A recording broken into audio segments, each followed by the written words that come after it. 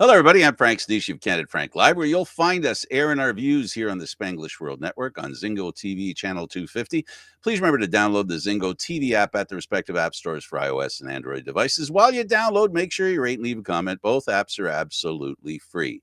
Zingo TV is available on Google Chromecast, Amazon Fire, Fire TV sticks, Roku sticks, and also on all smart TVs 2016 forward. Now on Candid Frank Live is the boss of the show, Aaron William Freeland. I'm along for the ride. Thank you for being here. Hey, I'm glad to be here, Frank. How have you been? Well, a couple of days ago, I was in the hospital and had a blood pressure of over 200. Oh, goodness. Yeah, and then of course was in the hospital and under their care and then medication. They let me out. I went to get my prescription, and I went to the bar where my friends were hanging out. And they took one look, and went, "What the hell are you doing here?" Hey, I never turn down a party. I'm sorry. Just don't do Hey, you know what? There's nothing quite like going to the pub after you get done with that sort of that. thing. A little more color back in your cheeks, right? The looks on their faces. The way I did it, I walked to the side of the building, right? Because there's two sides of glass because it's in one of those malls, right? So it Yep. happens to be on the end unit. So there's a wall of glass, and then in the front a wall of glass. I went to the back, went over to the glass, stuck my nose against the glass, and I went. The look on the people's faces, and the Oh, first thing I heard when I got in the door was, "What the expletive are you doing here?" So I sat down and talked to some friends about diet and stuff like that to help fight the two things that are my battle in life: diabetes and, of course, with me. now this new thing with blood pressure. Um, so enough about me. If you allow me to ask folks, I know you're not a big prayer guy, but I'm still going to pray for your dad, who's had a tough couple of days and been through a stroke and now has been determined as of Friday that he has Alzheimer's. All I can say, Aaron, I hope that however this plays out, may he. Oh, oh, okay. Did he go out voluntarily? There we go. I think I'm Okay, back. okay. I take back everything I said. Don't spoil the Anyway, integrity of the show. all I'm trying to say is I wish the best for your dad, and it's hard situations like you're in. I know with my father, he had cancer. There's nothing we can do about it. And it doesn't help to go into a corner and curl up into a ball, which essentially is what you said. I'm paraphrasing what you said. No, my father's already beaten cancer twice. So, he's got his Alzheimer's diagnosis and now he's had a stroke. He's already on blood thinners. So, about the only thing I can really do at this point is go shopping for a really kick ass cane for him with flames on it and a cup holder. So, we're going to make that happen for him. Well, you know what? He's got another thing on his side, right? He's got that Scottish stubbornness to work on. Good God, yes. Thank goodness for that. Yeah. So anyway, all right. Let's move on with the show. I had the privilege today of talking to all the coaches, or having a chance to talk to all the coaches. I had to turn off the sound because I was talking to my doctor's office about what I talked about, and then of course there's this other thing with that I had to take care of. And then Rogers called, so I'm going, jeepers creepers, what the heck?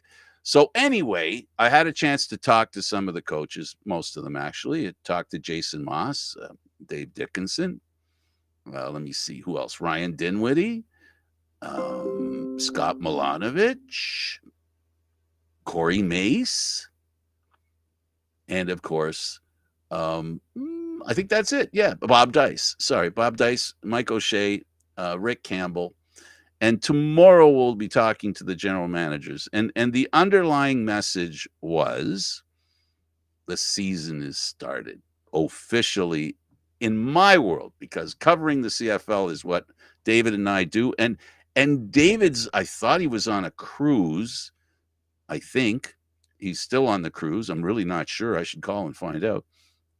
But he was there too. David Morisuti was there, ready to talk to Ryan Dinwiddie, the head coach of the Toronto Argos. That's the only place I saw him. I didn't notice him in any of the other ones. And the regular suspects were there as far as the media is concerned. and there were lots of questions, and I wrote down a couple of things. Um, it's a time when the new coaches like Corey Mace and Scott Milanovic, um, they basically now, in Milanovic's case, he's hitting the ground running because he was with the Hamilton Tiger Cat organization. So in essence, he was promoted from within. Corey Mace, on the other hand, was with the Argos, and I asked him about the last time I saw him, which was at the fountain by the casino, and talking about next year. And I asked him, "Did you think this would happen in your head? Was there a thought of being somewhere else coaching?" And he said, and he was honest. He said, "Yeah." Well, I'm glad that he was honest about it. If there's anybody that really did deserve another shot, it would have been definitely him in moving up the ranks. So I'm glad to see that. And of course, Bob Dice had to concern himself. The main questions were, so tell us what it'll be like to have a healthy quarterback next year. Is there any chance of that? Of course, you can all fill in those blanks yourselves. Chris Strebler was an option for quarterbacks. Let's go to your story about it, and later I'll see what I can do about posting some stuff about what we saw there. Let's talk about what you see as the stories in the Canadian Football League, and I guess we can start. What I lost your my goodness, I lost it. Not Okay, a problem. start with the CFL. It's here. It's here. I can bring it up again. So No worries. I was actually looking at Austin Mack. He yeah, actually made an announcement over his Twitter feed, posting a series of photos of him signing the contract with the Atlanta Falcons logo in the background, um, along with the hashtag Rise Up and New Beginnings. He was, for those who remember, Austin was part of the Alouettes team that beat the Winnipeg Blue Bombers last November to capture the 110th Grey Cup. In that particular game, he hauled in 103 yards and had a touchdown. In his two postseason appearances, he actually reeled in 82 yards and a major. In the regular season, he caught passes and attention, hauling in 78 catches for over 1,000 yards and 4 touchdowns in his first year in the CFL. So, him stepping up to the bigs is a huge step for him, but now leaves a hole on the Alouettes offensive line that they're going to have to fill somehow. yeah, and the Canadian Football League doesn't necessarily have an endless supply, but they do have a really good supply of players. Football is one sport because of the immense popularity in North America, especially the United States. Many players are available who have a lot of opportunity. Austin Mack is one of them that shows up, and we go, oh, I see, not bad at all. Also, there have been coaching staff changes made to the runner-up to the Grey Cup in 2023. Yeah, in that particular case, we're looking at Jordan Younger, who's been named as DC, and Mike Miller, who's the special teams coordinator. The latter's replacing Paul Boudreau, whose contract was not renewed by the club. Richie Hall remains on as the defensive coaching staff. Younger is going to be back with the Bombers for his 6th season in 2024 and his first as the defensive coordinator after previously serving as the D-back coach. Winnipeg's secondary has been something to watch under Younger's tutelage, ranking first in passing yardage allowed per game and opponent completion percentage against in 2023. And Um, let's. Oh, sorry. Go ahead. I thought you were okay. I was going to say, over the last 3 seasons, the Bombers have finished or tied for first in passing yards allowed per game, allowing just 216.4 in 2021, tying with the BC Lions at 253 in 2022, and dropping that number to 229.4 for last year's campaign. Let's talk a little bit about the coaching staff in regards to Jordan Younger. They were worried they were going to lose him, and so they signed him to a coaching job. And it's a little tough, to do things like that because there is a budget. But it's been massaged a little bit, so that gives an opportunity for teams to have a little more money for coaches. Let's talk about the Elks, who decided to sign McLeod Bethel Thompson, a familiar name. Yeah. So for those who don't recall, or our newer fans to the game, MBT was quarterback with the Toronto Argonauts before leaving for the USFL. He spent the 2023 season with the New Orleans Breakers, where he led the league in passing yards with 2,433. In 10 games, he threw for 14 touchdowns while leading New Orleans to a 7-3 record. Prior to last year, the Sacramento State product actually spent 5 seasons with the Argonauts between 2017 all the way through to 2022, throwing for a combined 13,261 yards, 70 passing touchdowns in 74 CFL games, including 46 as a starter. Now he is 35 years old, so that does bring up a question, concerning his longevity. But as it currently stands, I believe that they've got the staff and the facilities in Edmonton to keep him running for at least another couple seasons. Yeah, and he's got a young guy waiting in the wings who's going to get an opportunity to learn from a quarterback that has a boatload of experience as a quarterback in the Canadian Football League. Let's go over to basketball and let's talk about RJ Barrett. So RJ Barrett, if for those of you who recall, was actually a new acquisition. He scored 37 points in his fourth game since being traded to his hometown Raptors, after the Raptors also sent LG Ananobi to his former team. He actually helped lead the Raptors past the Golden State Warriors 133 to 118. Steph Curry had an off night, finishing 2 for 14 with 9 points and missing all 9 of his 3-pointers in his second lowest scoring total this season, and also his second in single digits. This points to not only a combination of him having a bit of a struggle, but also how good the defense was in being able to isolate and shut him down, even though we all know he's having troubles. More concerning, I think, for Steph would be the fact that he's missing more 3-pointers now than he ever has before. I'm not sure if it's going to mean that he's going to need to make some tweaks to his game to get him back to where he used to be. But yeah, it's kind of cool. Barrett made 11 of his first 14 shots and wound up shooting 13 for 20 from the floor with 6 rebounds and 6 assists. It was actually a very, very good performance. Good for him. Let's go to the National Hockey League and let's talk about Mutombo making 45 serves. He Yeah, bullied the other team, didn't he? he essentially goalied the Rangers, which is not really something you Pretty good expect to feat. see happen. But Montembeau made 45 saves and stopped all 3 shootout attempts. Cole Caulfield scored the only goal that the Canadians actually needed, as the Habs went on to beat the Rangers 4-3 in an original 6 matchup. Mika attempted a one-handed deke, but Montembeau actually got his paddle on it when he was flopping back across the crease. Ex-Leaf, present-day Oiler scores a hat trick.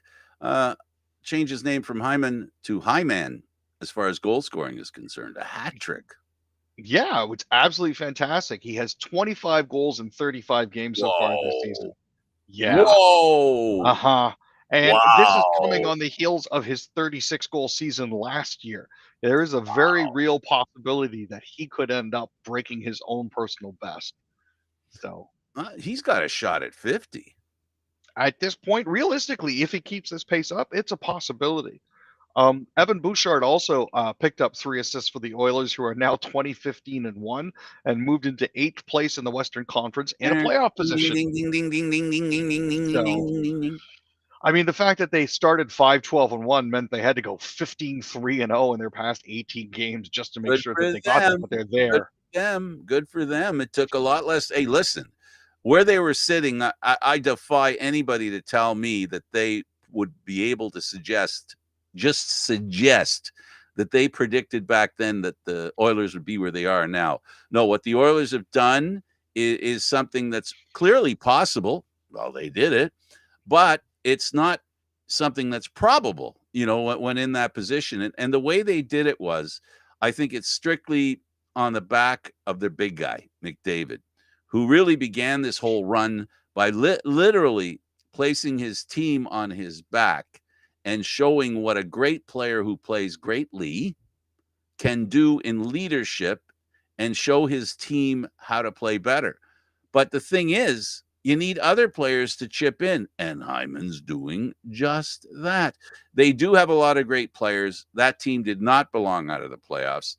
I mean, before the season started, they were one of the top teams to be able to win the cup. One of the favorites of all the experts. And it's good to see them finally getting into the rhythm of things. After the start that they had, Hoofa, I'm glad to see them where they're currently sitting. And winning 7 games in a row, that's not necessarily a bad thing to have happen. If and then we'll talk about the Jets, and then later the Leafs, and those three teams are not the end of the Canadian story in the National Hockey League of playing well. So let's talk about the Jets, and they have been awesome in the past, 10 games, 12 games? Oh, easily, easily. I mean, looking at the Winnipeg Jets, you would have thought that they were in some sort of difficulty earlier in the year, but they've now won 6 in a row. They put up points in 12 points, sorry, in their last 6 games. This is one of those teams who are not necessarily a surprise, but at this point, with 56 points, they are currently sitting up there in the league.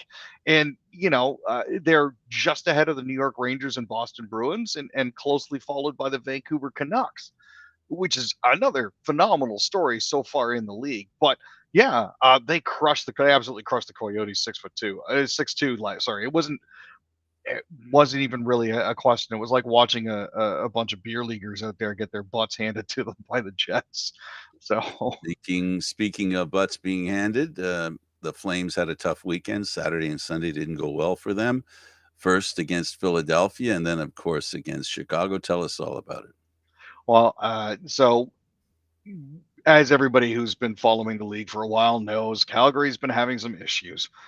Even with picking up a couple bona fides and losing some of the players that they had, they look to be well situated this year to keep moving. However, even with leads of 1-0 and 2-1 in the second period, they still couldn't do it. And the final dagger was actually put home by Travis Konechny shorthanded. So that just goes to show you where they are when it comes to that sort of thing. There's work that needs to be done on the defensive end, um, but they're not doing well basically. And when you drop a game 4-3 to the Chicago Blackhawks, especially after they've just lost Connor Bedard with a broken jaw, who's going to be out for an extended period of time, you got to wonder where the team's heads are at when it comes to this sort of thing. Um, I I'm not sure where they go from here. I'm not sure if they start to try to tear it down and rebuild, or if they just try to retool and pick up some pieces to try to make them less bad. No, no, don't know. It's good news for us Canadian hockey fans, and if you don't have a bias against the other Canadian, like I pretty much be alive. I said I equally enjoy every Canadian team. I do have a couple of favorites, and then I have one that I'm not a big fan of, but that's just because I'm too old to not remember the good old days back in the 60s. We've got the Canucks are looking good, good for them. The Maple Leafs with Nylander, two things about Nylander. Let's find out how well he plays after his pocket is filled with dinero. We're going to find out. Oh, for sure. And, he earned the team belt, which is, it was about time that he got that sort of. He scored 2 goals last night. It goes Sorry, on well with the Saturday night. wallet, the team wallet. It goes well with the team wallet. It definitely does. I think it's the same shade of blue when you think about it. He managed to pot 2 goals for the Leafs in beating the San Jose Sharks, who were 1-10-1 going into the weekend's game on Saturday and came out of it 1-11-1. They'd managed to actually put together a good little string of victories to get themselves kind of sort of ish off the bottom of the league, but they've been absolutely terrible for about the past month, which is just not fun for anybody. But based on his 2 goal performance, I know that we'd heard a lot of people talking about the fact that he was due for a new contract, and that finally came through. William Nylander got himself a $92 million 8-year contract. Full no move. He's going to be under this contract until he's 36, 36, 37. The way that it's structured, it's very heavy on the signing bonuses, very low on the base salary. About the peak that we're looking at here is you're looking at $6 million per in salary and $5 million in bonuses for 2028-29 and 2029-30. Those are going to be the years where it's hardest to move him, but it's also when he's supposed to be topping out. He'll be very easy to move after that, just based on the fact that in 2030, 31, and 30-32, his base salary is only $1 million. And the same goes for 26, 27, and 27, 28. It's 11.5 and 10.5 million dollars in bonuses, but only $1 million in base salary. So But while his cap hit is yeah, huge, exactly. And the actual monetary payout is lighter. yeah. So, like you said, it'll be easier to get rid of. So it works out to 11.5 million because 8 times 11 is 88, 8 times 12 is 96, and 92 finds its way halfway in between. That's how I'm doing the math. So it must be 11 without using a calculator. So 11.5 million overpaid. That's all I'm going to say. Overpaid. Well, don't forget the cap is also moving up. It's moving up Yeah, it's significantly. gonna in have the to next 2 move up years, quite a bit there, Aaron. It's moving up by 3 or 4 million. It's not moving up by 12 or 16 or 18 million. And it won't move up that much. I think we're in a trend until they get rid of Bettman. Maybe once they get rid of Bettman, they'll be able to play nice with a few people that Bettman has ticked off. Like ESPN can't stand them. They don't want nothing to do. They're just, the biggest players in sports don't want anything to do with Bettman, considering what he did when he put the National Hockey League on the Outdoor Network. I mean, really? Really? This is a guy you have running the league? My goodness. Versus Outdoor Life, the Score, thought that was a mistake. Just looking at some of the decisions that Bettman has made with regard to coverage and where, no. The sooner he is gone, as far as I'm concerned, the better. But that move helped the American teams because it helped create a situation where the teams got most of the capital, right? In other words, the Bruins negotiate with somebody and says, look, the Outdoor Network has our games, or you can have our games. Who's watching the Outdoor Life channel, whatever. And it helped the American teams because the Canadian contract goes to the National Hockey League. And the Sportsnet and TSN additional games, those extra games like TSN, that goes to the Leafs, right? So the fix was in. The American teams have been getting the majority of the money coming out of America, and the Canadian teams have been sharing most of their money that they generate here. Just ask Rogers; they'll tell you. And it gave the American teams a heads up and a better opportunity. They don't talk about that because that smacks of a bit of conflict of interest, and nobody wants to talk about that. I get it. All right, so the Leafs signed Nylander for too high a price. I say that with tongue in cheek because I'm not paying him. So But yeah, I'm actually glad to see him back. He was one of those pieces. No, absolutely. I said though, I sincerely want to see how he plays now that he's got the contract in his back pocket. Quick story. Pick a news story, Aaron, before we go. Sure. Well, look at it this way. There was a case recently where a door fell off a 737-9 MAX jet. This is, of course, sparked concerns. I believe it was an Air Alaska jet. The good news is, if you're flying within Canada, you don't have to worry about that because Canadians don't fly the 737-9 MAX. They fly the 737-8 MAX. So it's not prone to the same sort of issues that the 9 MAX is. So that's one thing that we can take into account. Does that mean that door that fell, that whatever you want to call it, that enclosure that was a door, is a door on the Canadian airplanes? Or I guess no. So on the 40 aircraft that Air Canada have, this is the 737-8 MAX series. They don't have that middle door. Oh, so That's one of the configuration differences. They don't have a mid-cabin exit door configuration, so That there's means they're one less weak than, point.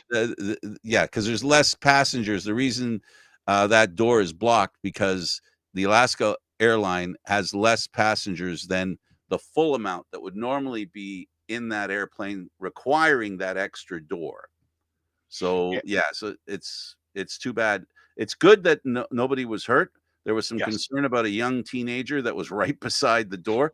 And if you saw the video, you know, I've always heard about how beautiful Alaska is and the stars and all that. You could see those beautiful stars through that door. You know, here's the Uh, thing, though, and this is what's concerning to me. That aircraft has only been in use since November, and it's only had 145 flights. So that is a bit of a concern for me. Well, they're all going in to be fixed. Listen, that Yeah, that is a concern. You know, look at it this way: that they missed a tragedy. Thank goodness, they get to fix something. And the record on airlines in North America, at least, is incredible. Aaron, knock on wood, there has not been an incident in North America or a North American airplane in a very long time. We had that incident where I guess it was in Japan where two planes collided with each other. yeah, Good Lord, you know, that's on the ground. And then they yeah. had some near misses of planes going to land while another plane is going in air. And they're attributing that to the tough job that the flight people, you know, that they're overworked, underpaid, and they even evoked words about Reagan, which goes way back when he basically Mm, fired all of them, right? So this is an interesting situation to say the least. for sure. But I'm glad that that's over with. So that's a bit of a relief. Yeah. And unfortunately, the time has come for us to say farewell as well. Adios, amigo. We'll see you on Wednesday, sir. Yeah. Unless you see me coming first. He's Aaron William Freeland. I'm Candid Frank Stanisci. Thank you for watching Candid Frank Live, Aaron. Mondays, Wednesdays, and Fridays at 6 p.m. This show can also be heard on the Spanglish World Network. For Candid Frank Live, other news, entertainment, and sports program we offer, check out SpanglishWorld.ca, Spanglish World. Watch it, hear it, read it, download it, and live it. And don't forget Candid Frank Stanisci 1030 on YouTube. Ciao for now.